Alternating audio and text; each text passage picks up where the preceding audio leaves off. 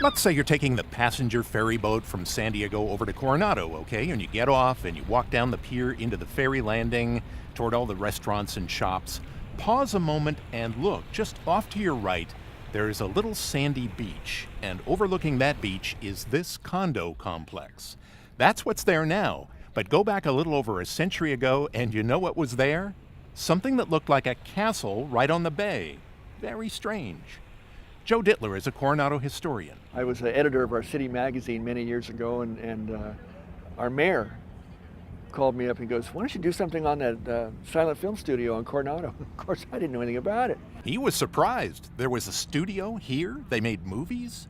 And then right over here, in the year 1915, was this enormous structure that must have looked so out of place. It looked like King Arthur's castle with its incredibly fanciful architecture. And what it was a film studio, the Lubin Film Studio. Sigmund Pop Lubin, an inventor and Pennsylvania filmmaker, had made some movies back east and was a distributor for Thomas Edison Films. Well, Mr. Lubin came out to Coronado and saw a West Coast movie-making mother lode.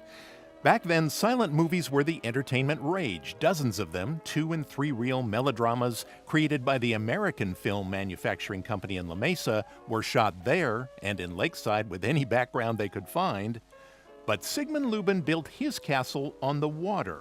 Right away, hired a few dozen employees to make movies on sets that were built behind its tall walls, away from prying eyes. And imagine all the possibilities outside. Well, what have you got here? You've got the beautiful bay, you've got the raging ocean right over here, you've got the fairy tale castle in the Hotel del Coronado in Tent City.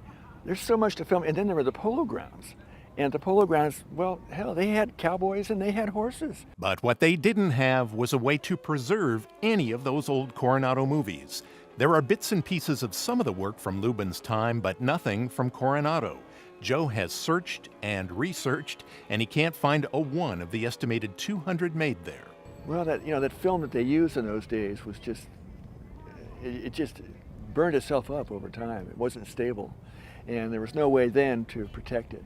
Still, Joe says, La Mesa honors its history. There's a plaque in tribute to the movies made there.